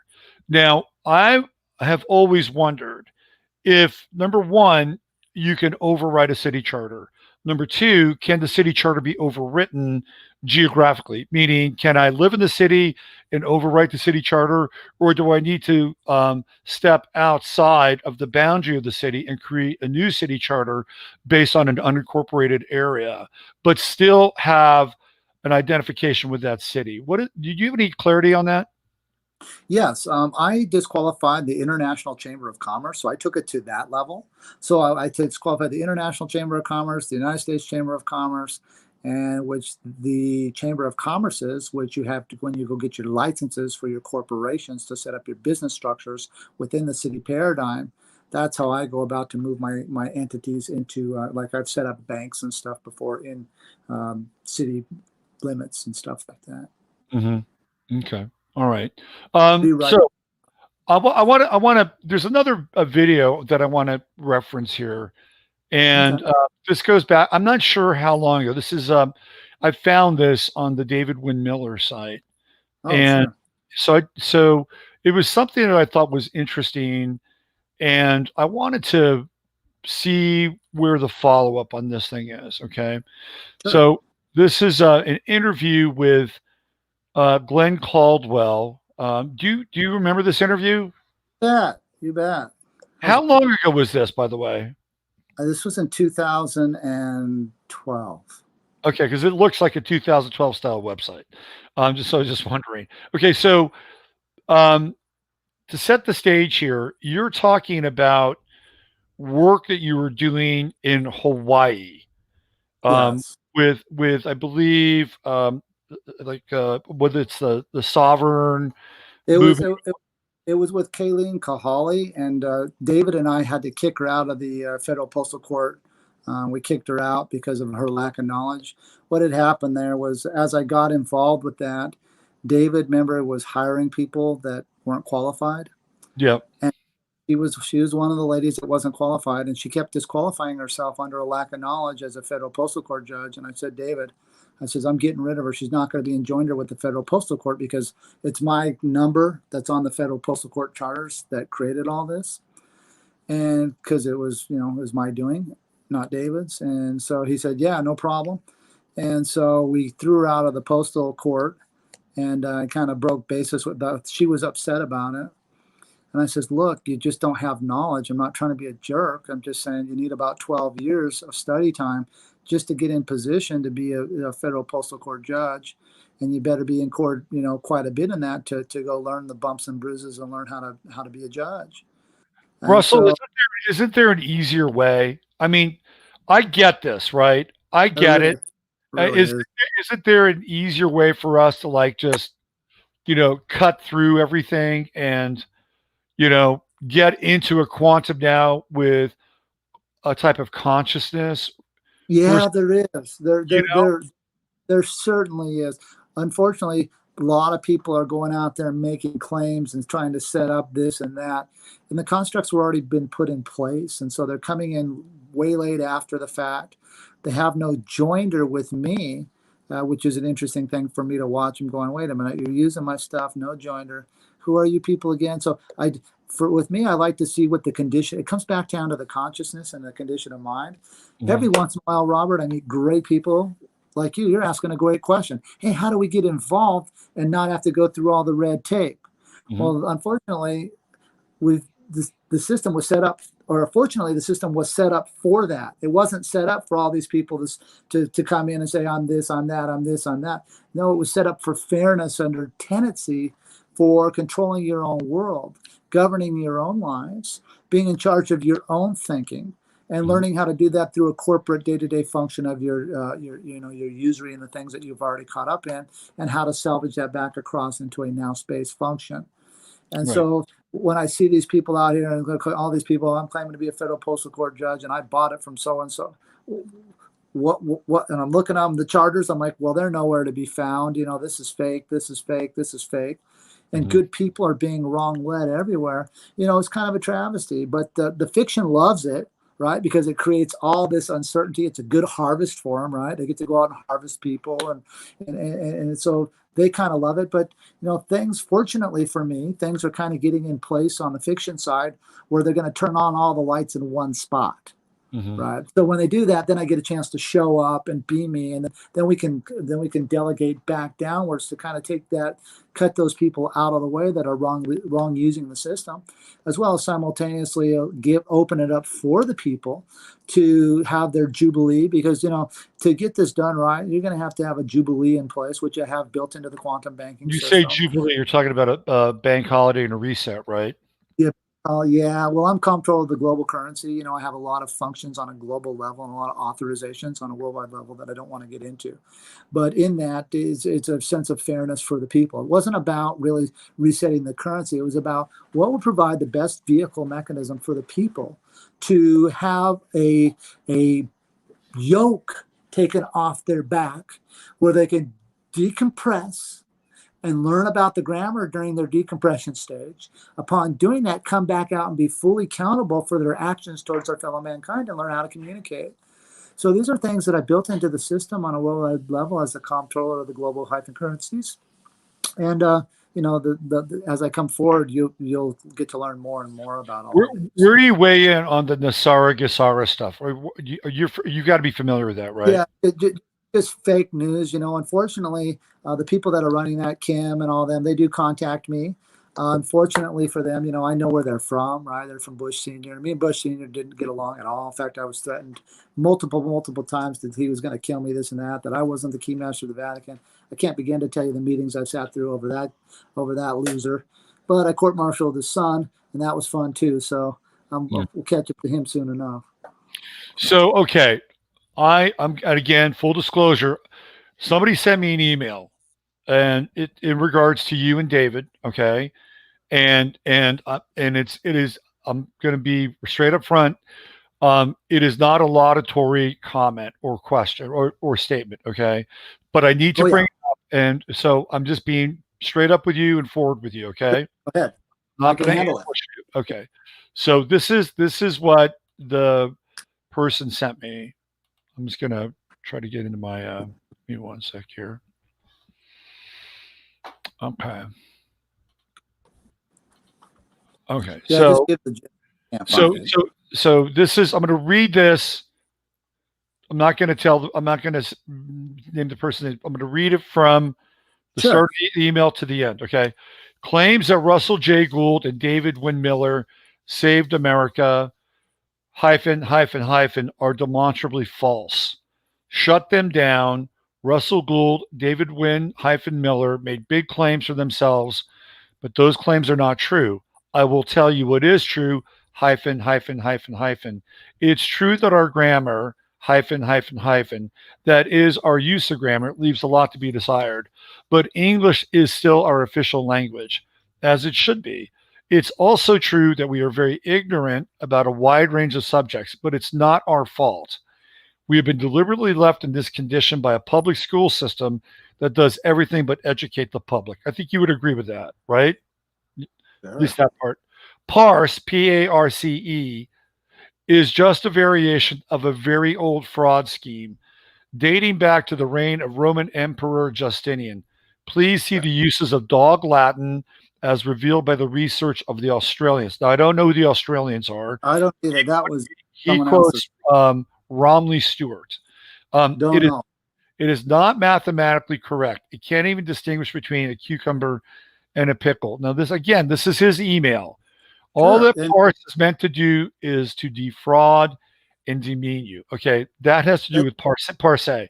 Now, here's where it gets personal. All right, so as for his claims to have salvaged the Title IV flag, the Title IV flag is simply a specified size and shape of our war flag that we allow our British territorial subcontractors to use when they're acting in our behalf and exercising our delegated powers. As a result, what Russell captured was our property, and he has not offered to return it, which makes him a pirate, not a hero. How do you respond to that? Well, first of all, the gentleman or woman, whoever's writing that, first of all, stuck in it with a birth certificate. So they're really not in a position to state a claim because that system ended in 1999. Okay. First of all, I would give it back if I found people that come in board as a fact, right? They're going to come on board as a fact and they have good volition. Well, guess what? You get to use the accoutrements that are there. Let them know that I didn't only claim it in this country. I claimed it tangible everywhere in every space in the now space on planet Earth. Mm-hmm. Let them know that. And let them know specifically that he'll watch it. He'll watch this show, so he'll know it. So that, I mean, you're addressing his claim directly. Sad news for them. First, I did it by contract, and then by allowing the now space to be the forcement of that. So wherever we go now, there it is. Mm-hmm, mm-hmm. Now, in 1999, none of these people even had this in mind. Do you know how difficult the research was to come up with this in 1999? Sure. Do you know how difficult? It was very difficult. This was not an easy thing to unravel. Right. So before people start throwing stones at me, first of all, they have to come into position as a fact, so I can give the fact. Now that I have it as a fact, I will give it back as a fact. But it's given when it's needed. It's not needed now because no one's come forward as a fact, right? They're not coming forward with their fact grammar. They're in a position of usury of something where they're babbling in fiction. They can't even state a claim. They're in position with a birth certificate that doesn't exist anymore. Mm-hmm. They're in a position of nothing, saying that there's nothing to give nothing to nothing. And so it's really interesting for me to watch when you have nothing, saying nothing, giving nothing, throwing stones with nothing, and yet you can't even throw a stone because you have nothing and you are nothing. And we're over here as a fact in the now space saying, well, we already got it all. So why do we need to be thrown under the bus by nothing when we have all the facts, right? Now, I will gladly give the facts back to the people. But first of all, you can't give people, what happens if you give somebody something they don't comprehend? They lose it, right? So this is where, back to the Jubilee in which I just said. Hold on, before we go back to Jubilee, there's another part of this to finish this off. Sure. that I need to bring up because there's more to this email that is actually directed towards you as it relates to actually communicating with you. Okay, so let me just finish this because I'd like for you to respond to this. Sure. The actual law is possession by pirates does not change ownership. It is still our flag with all other proportions and variations of our flag. Now, here's what he says. Mr. Gould is just acting as a spoiler and as an undeclared foreign municipal agent trying to wrangle a contract by force. Our experience with Mr. Gould underlines this conclusion. We talked to him extensively, agreed on some points regarding English grammar and not on others, tried for months thereafter to dissuade him from his erroneous conclusions and to help him with some of his projects, which seemed worthy, okay? And in thanks, caught him referring to us in very disparaging ways and referring to me as a jackal. So Oh, yeah, perfect. I know the lady you're talking about, the one that said that I authorized HARP to cause earthquakes in Alaska. This is actually a man. It's not a woman. Talk about this Anna lady. Let's talk about this. Is really funny. I'm really glad you brought her up. This is a man. This is them. This is those. The what do they call themselves? It might be the same group. I don't know. The American nationals, the American losers, right? These are losers. No, meaning no disrespect. But if you want to bash me down, it's the American Secured Party. American Secured Party. They are secure in what? It says it's the American Secured Party. What did you say that? So you just said an adjective pronoun. So to me, American is a truck. Mm-hmm. Nah, I'm gonna change my mind, Robert. It's a rock. Nah, I'm gonna make secured. I'm gonna make that a tree. And party, I'm gonna make the color blue because it's just undefined. It could be so many different variations. Mm-hmm. So you have an American creditor party, a secured American party, adjective pronoun. So you have a no fact. Mm-hmm. And if I call them a name, are these the people that said that these are the very people that said that I authorized HARP to cause earthquakes and hurt the American people? Are they out of their minds? I've done everything in my power to give full closure to the American citizens, not only of the tragedy that happened in 1999. Where were they? Where did they stand in the courtroom? Where did they go learn? Oh, they're doing it off the backs of others with no continuance of evidence, hiding behind the illusion that there's an America that doesn't exist. I'm sorry. Mm-hmm. Sorry. Ended in 1999, mm-hmm. right? Not happy about it. I'm not happy about it. So if it ended in 1990, first of all, you're disqualifying their claims completely at this point. Is that true? Yeah, it's just with what grammar are they using? They're calling themselves a secured party. Secured is past tense. Where's their now space performance? Well, they don't have any. In order to be in the now space, you have to use now space grammar, the math interface. Now let's go back to their dog Latin nonsense. First of all, Parse is French, no doubt, coming definitely from the Roman Empire. But all of our grammar in linguistics for law and legality comes from the Latin or a Greek origin, right? So comprehend that going into it. Simultaneously, where is their SEE treaty? Oh, they carry their C treaty on them, right? With their all-seeing eye, with their $1 currency. I disqualified all those functions and rights out of the Vatican. And you can go look up the definition of C, right? To look through the popes or the papal's diocese, right? Papal C. Yeah, they're still in usury with all that. I ended all that. That's all fraudulent. The Vatican is a fraudulent organization that has zero authorization to create these fairy tales and fables against the citizens of the world, number one. Okay, so let's clarify that. The use of hieroglyphics in communication and bringing order of operation to syntax is a wonderful thing. Because, as you know, this American secured party, this adjective pronoun, has given you no facts today, right? So he's coming at you with no facts, spewing no facts, thinking that it's going to get under my skin. Stay at home. Tell him just stay at home. Put your mask on. Stay in your martial law theater that you get to capitulate with, and watch the now space perform. Right? Be upset about it. Throw stones at it. Do whatever you think you need to do at it. I am a very humble guy. I'm not an arrogant. I'm not a thief. But you're a genius. You're humble. You're a humble genius. I captured something that those fools that are throwing these stones at me. Right.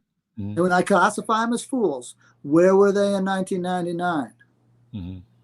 If it was so important to them. Let's talk about the now. And you said that we are no longer the United States of America. What are we now? You are a foreign vessel derelict with no space. You have no space to be in. There's nothing. They're going to capture the past, and they're going to tell you what to do in the future. So you're never going to be in the future, and they're going to take your past away from you. So you're derelict in the now. They're forcing you into a now space scenario. If you're paying attention, right? If you're paying real close attention, you're seeing what they're doing. They're moving everything into a now space condition, which is what I told them to do. You and I are in agreement on that, because there is the eradication of the past. They're taking down the statuary. They're in the erasure of certain traditions and cultures, and they're giving people no hope for the future. So you and I are in agreement about the now space. I'm right there with you on that. And so I was smart enough before all these people come along to figure out how to set up a system that people could function in fairly in the now space. I've not taken it away. What I did was I do own the flag, right? That's mine, right? It was David's while he was here, but David's gone. It's mine. Guess what? I'm going to set up a C lane so that the now space has rules so it doesn't create all this chaos that we're seeing out here now. So there are terms when you come into the now space, right? They're real crystal clear, right? There are performances that have been done. There are performances that already happened in the now that no one can get around. This is where the international bankers have a problem. This is where they say, Russell, why aren't you dead? Right? They believe me, hundreds of them. They all say the same thing. Well, there is something very powerful about being manifesting in the now. It is beyond your American secured party's capacity to wrap his mind around its point. But soon enough, everyone gets to be a witness of the now. Now, you can stay in the past and get destroyed. You can go to the future and get the terms of what they want, what they're going to give you. But when you stay in the now, there's going to be harmony, there's going to be communication, and there's going to be peace. unfortunately, you asked a good question. Well, it seems like a hierarchy at this point. Well, I toe a tough line between correctness, allowing things in and allowing things out. So if I'm a little funny about how I laugh about these American Secure Party people and these American nationals and all this nonsense, it's about contract, their ability to put things on paperwork in a contract now. I took it to such a level of a galactic postal union, right? I've done things that's far beyond just the Universal Postal Union of Bern, Switzerland, far beyond all of that, right? This is way more spatial cognition and multiverse than these people can comprehend. Mm-hmm. Right? I did it because I was smart enough to figure it out. I was first in line, first in space, and I am the space. But the space, lucky for them, that I'm fair, I'm righteous, I'm a hard worker. I want them to all be free. I do not want to put any restraints on people, but they have to comply with the terms of the structure that's been put in place. If they don't, this structure that I've put in place will eat them up. And they can talk all they want. They can say whatever they think they need to say. Mm-hmm. But fiction's going to eat fiction. It'll never come in the now space. But the now space, there are terms and rules that I'm setting down. And as people see that, and they're going to see a lot of these things that these little lice and flea ticks that think they've infiltrated the now space, they will be dealt with here direct. When you say fiction, Russell, what do you mean by fiction? I mean, anybody that sticks an adverb in front of a noun, anybody that sticks an adjective in front of a pronoun, they're a terrorist. They're a noun modifier because they're moving conditions of the state. If you were involved, and many of you weren't, but there are hundreds, if not thousands, that were involved in the largest military court-martialing case in the history of planet Earth that I conducted, right? The definition of a terrorist was a noun modifier, right? It wasn't what you think. It was someone that couldn't be truthful, that made, like you said, I love the video that you put on with my ex-business partner, David-Wynn Miller. The colorful opinions will not be allowed. There will be facts. There will be closure. There will be honesty amongst our fellow mankind. We will not go out and destroy our fellow mankind's businesses. We will get along with our fellow mankind. We will communicate. It'll be fair for all. But it's a tough line that I walk, sir. There's certain things that don't let in. I have to be honest in some ways that when I look at what David is breaking down and the clarity of the methodology, I think is valid and true. Like it rings true with me, right? I get it, right? But I have to say that there is also a slightly fascistic overtone that if you step outside the bounds of this language, that all of a sudden you're either a terrorist or you're in perjury. And I have a little bit of a hard time with that. While I recognize the need for the clarity in the language doing that, the terms and conditions, if that seems to be violated by use of colorful language in fiction, seems a little heavy-handed. Yeah, it is. It's called accountability. It's called accountability. It's not a sixth sense. Yeah. It's cut and dry. Right. White or black, but the black has closure of what the terms of the black are. Is it a vacuum? What color is the vacuum, right? And so these things are all pre-positioned, set by the facts. Right. Yeah, it's not about a sixth sense. It's about taking accountability of your own thinking, so your own thinking doesn't damage someone else in the now space. Mm-hmm. That's a valid position to be in. Could that be? And again, could that be more of a function of just being conscious and aware? Should be aware. And could it be that? Could it just be a function of that? But does it also have to include the PARSE language constructs, or the two mutually exclusive? Well, the thing is you can always go back to the fiction and go back to where you came from, but they're going to destroy that. Right. Well, that we're in agreement with, because that's happening right now. Yeah, I gave them those commands. They should, right? They should. Those commands were given. Yeah. Not to destroy concepts, but to to bring countability to the now space. You're seeing uncountability now, unfortunately, because people are uneducated. But as the education comes into place, and it will through the grammar, the world is learning about this. I am no longer a secret, right? You're getting emails. I don't, who knows how many people really know who the heck, what's going on here with the quantum grammar banking system.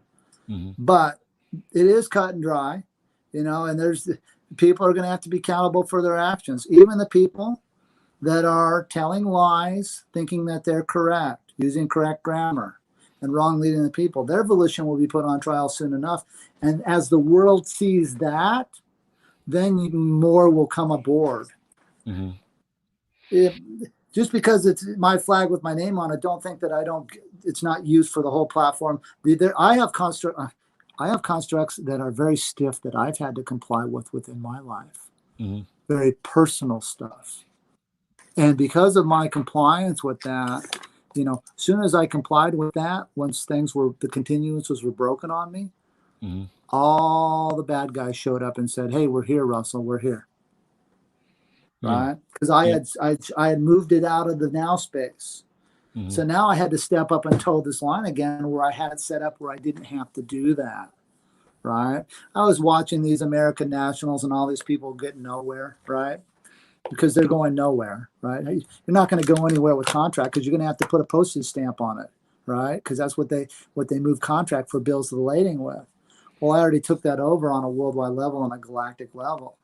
I am the postmaster and general of our world. There is only one. So are you the master of the universe, Russell? No. I'm a humble servant. How do you feel? Okay. How do you feel about God? Like, where do you weigh in on the concept of God? I am a humble servant of the godness in me, right? The light that comes within me to say, love my fellow mankind, be honest with my fellow mankind, be honest with yourself, work hard, perform now, do the things that are within me, the God, the man within me, that the spirit and the love and the life that I feel for my fellow mankind, and give that off in a humble way. So when you hear people saying things, the vibration that they see coming out of me, of course they're not going to like it, right? It's a tough love. So where do you interface with like Christians? Like, do you have any connection with the Christian world, or they get you, or what the fuck is this guy talking about, or what? Yeah. Well, I've seen, you got to comprehend. So when we syntax the Bible, right, David and I, when we were at the Vatican, we had a nun approach us in St. Peter's Cathedral saying, "Hey, we've studied your guys' program for the last 5 years, and syntaxing the Bible, and we're looking at some of the constructs that you've done in religion." And so as we got further along at the Vatican, we met with many cardinals and many people. I don't want to get into all the specifics of it, but long to the short, the consensus of those gentlemen and women, nuns, is that they have been using religion to manipulate the masses, right? This is coming out of their own. So when I see the concept of Christianity, or this Bible says this, or the Seventh-day Adventists say this, to me it's all written in fiction, because we're all of the same spirit, right? For the love of the life, right? We all love our lives. We all try to love ourselves, and are learning how to love ourselves, right? And trying to learn how to get along with our fellow mankind. Well, communication is like communication with God, or the God, the love of the life, and the things that are within me. I would say that I get along great with Christians. They have a moral value and a background that I totally can comprehend. Simultaneously, guess what? I get along with the Arabic, right? Because they know it's a grammar situation, right? I have many Arabic friends, right? Many Muslim friends, right? They're too tricked by their grammar, right? They're too tricked by and so we've had these conversations. I was dealing with a transaction out of Afghanistan, and I was telling these Muslims, I was like, take me to the bad guys, and they're like, Taliban. I was like, Taliban, a bunch of farmers. I says, take me to your edicts. Take me to your prophets. Take me to the ones so we can talk about communication, how to get along, how to end this strife that we have with our fellow mankind, right? And so they've been perpetrating this fraud of religion, right? God is within all of us, right? But it's not my job to tell you that. It's everybody's job to find it within them and how they share that with their fellow mankind. Okay, right? so you're cool with the Christians, Cool with the Christians, cool with the Muslims. cool with the Muslims. How about the Jews? Where are you with the Jews? I'm cool with them all. But, so David and I met with the Israeli ambassador to the United Nations 26 times, right? They called back in to have a conversation about some of the hieroglyphics because, they're holding on to a storyline that creates strife and all kinds of things that they're holding on to, right? And in those storylines, they've still modified their grammar. The grammar's still modified with adjectives and pronouns and verbs and adverbs, and they still have created the concept of fiction upon fiction upon fiction upon fiction, right? And so for me, I look at it as a procedural position. I'm not going to be judgmental towards the Jewish. I'm not going to be judgmental towards the Christian. I'm not going to be judgmental towards the Arabic, the Seventh-day Adventists, the Hindus, because it's all about sharing the same space, the love of the life, and communicating with our fellow mankind. And so I don't get caught up in these Semitic controversies because it's a communications issue. It's the procedures of work that formulate thoughts to all come together so that as a mankind, we can have our peace and have our love and have our joy and get along with our lives. Well, amen to that. So you just started doing videos again recently. Is that true? I did. Right now the lights are finally all going to come on with this fake presidential election. And so I get to go be me for a change. So you guys get to all be a witness to that. So that's kind of cool for me. And so I've kind of start teaching the public about, giving you a re-up of who I am. And the reason why I did this is I had a lot of bad actors trying to spin narratives upon me, creating all kinds of enemies for me, new actors coming into the grammar field that are making all kinds of presumptuous claims. So I had to come and clarify some of those things for the people. The people can make their own choices. I have a history of doing this for a long, long time. I'm not a secret. There's a lot of new people that are in position that are not in position, that are making presumptions that they are have a valid position. Oh, you got one of my videos up there. Oh. Yeah, so I'll run in the background a bit here. So you've got 2 new videos up, and I think they're interesting. And so when I was watching this video, okay, there were a couple things that struck me. Was that number one, I think you're trying to, well, not trying. I think you are attempting to move your relationship with Parse language and the quantum now, right, into kind of this new presentation. I mean, because here you're actually starting to talk about something spiritual. You're talking about love and light and breath.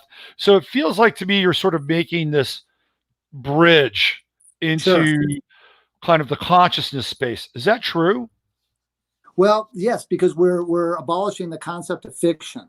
And so in order to do that, you have to take your spirit with you, right? You have to move your energy with you because the corporate world have already taken over.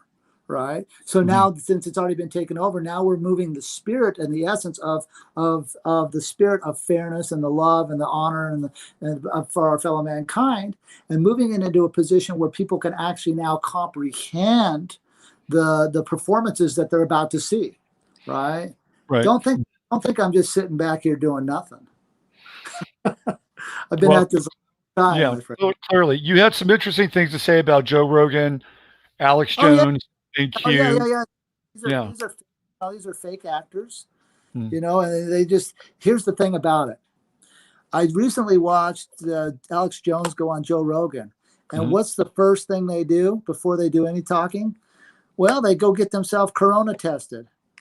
Here they are talking about the fakeness of Corona, and yet they're testing for it. Kind of an oxymoron for me. Well, they say they're testing for it.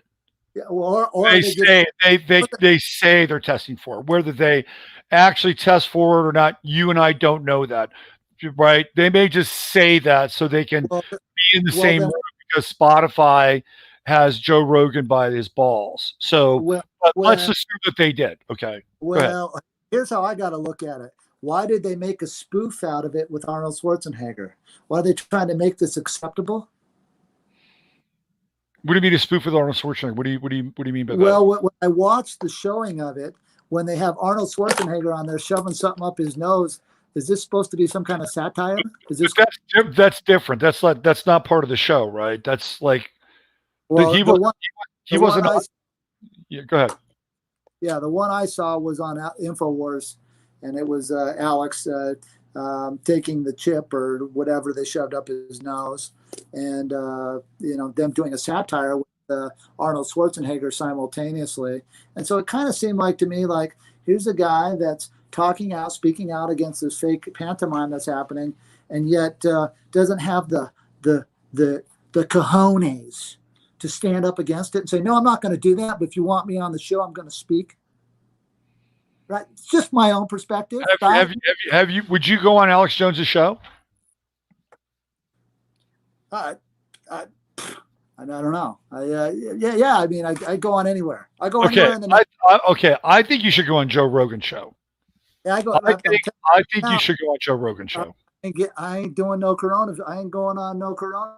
Well, you can stay right there. You can stay right there in beautiful sunny California, and maybe Rogan would have you on. Yeah, well, I mean, I don't know. I'm never, I can reach out. I'll reach out. You can reach out for me if you want. Joe Rogan wouldn't answer my email, but I just think it would be interesting for you to be in those environments and actually have a dialogue. It might even be instructive for them. Like they may actually learn something. Well, yeah, they're making a lot of presumptions that there's a constitution. I watch these dichotomies, and I think that would be a learning for them. That would be good.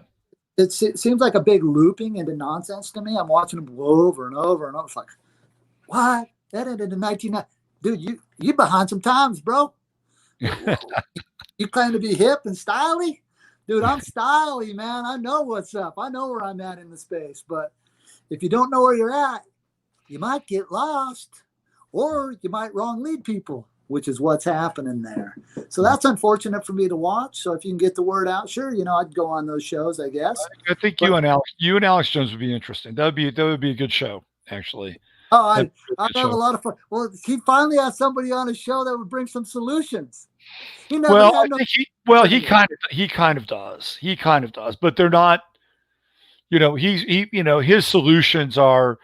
Take my supplements and stay well and stay healthy and get right with God and face the tyranny. Look, keeping your body healthy and staying correct with your God is a very valuable tool, right? I do encourage people. That's what he says. The body thing, I think he's having a hard time with that one.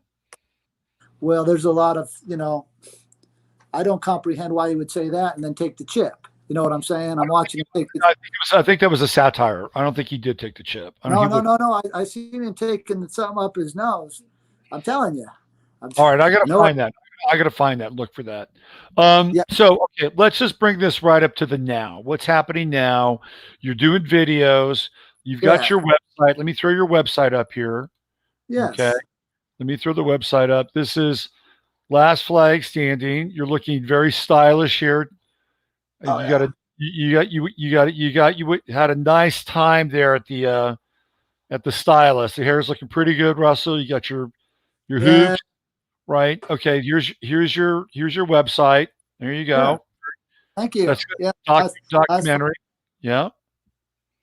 Yeah, it's actually not my website. It's somebody else's website, but I advised them to use it. So I want the audiences need to comprehend that I am not directly involved with a lot of things that are out there with me. I'm directly involved with them, but I'm not corresponding back. Other people are, and so if people are writing and it's really interesting for me to watch. They think it's coming directly from me, and so they jump all over them for the grammar or something like that. So that's an interesting thing for me to watch. And there's people that are really getting good at syntaxing. I'm excited about that. It's like, wow, people are starting to care. So you have to comprehend where I'm coming from. because David was there to educate the top 1% of the 1%, right, and screw the people.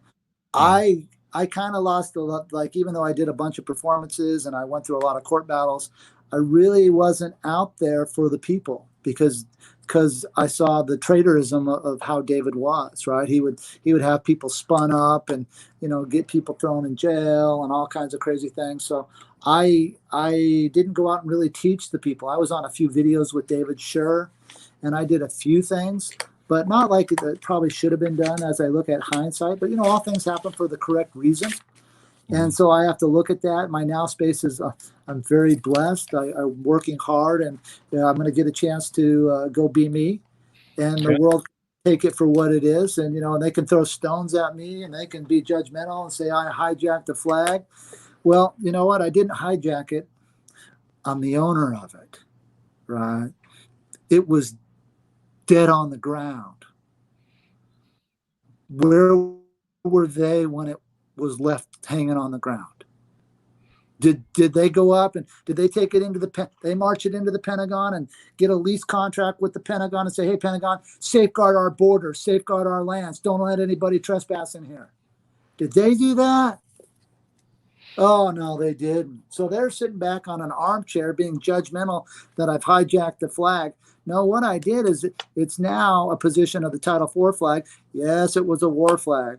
But now the war is designed to stay out of the now space. In the now space, we're going to have peace. We're going to have happiness, right? Yes, there's a line. And then that line, you won't even get across that line in the now space because this is a control manipulation on the space of the now. And the contracts in place are in position so that bad and bad volition will be put on trial when it comes into the now space. And if you're a bad person, this is not a very good system for you. This is a bad system for you because you will be exposed, you will go to jail, and you will get fined and lose all your stuff. I have a 3-strike rule within the construct of the quantum banking system. There's a lot of things that I will be bringing forward when it's time. It's just not time. It's not time yet. Well, Russell -J Gould, it's been a very good time sharing time with you today. Thank you for being here. And thank you for being, ready and able to answer a few tough questions. Yeah, for sure. Yeah, people are going to throw stones at me a bunch. Like I said, where were they? What did they do when the United States government ceased to exist in 1999? And what are you doing, and what are other people doing? How did they combat it? And how did they maintain the rules of the continuance of evidences on their flag? And what did they do to claim their molecular structure? And what did they do to take control of their sea lanes on a global level? And what did they do to figure out what a foreign vessel in dry dock is? And what did they do to change out their own? Did they go to the lab and create their own commerce? Or did someone else hand them commerce and say, here you go? So what did they do? And did they pay fee for freight to get involved in the usury and the quantum system that's been put into place? I don't know. Well, I guess after this video, I'm sure there'll be a response, and I guess I'll find out, or you'll find out, or maybe we won't. In any case, it's been a pleasure. I'll put some links on the show page where people can go to that website and go to the YouTube channel. And I really do appreciate your time. And Russell, I wish you all the best, and I hope that your work manifests in the way that it is meant to. Okay. You know what? I pray that there's a blessing upon it, and that I have the capacity to delegate this to the people that are worthy of it, because it's a big burden to carry, and I want people to just enjoy it, love it, live within it, have them given the peace of mind and the peace of heart and the peace in their lives that the now space really gives you. And so I pray that I get that message out to the people and to the governments so that the functionality becomes a day-to-day accoutrement for our day-to-day lives. Thank you very much. You're welcome. And as we all know, now backwards is 1. So Russell, you take good care, and we'll see you somewhere down the line. Okay. Thank you, sir. Thank you for having me on. Blessings to you. And bye for now. All right. Russell J. Gould. I'm going to go into the void here for a minute. Give me 1 second. I got to go into the void.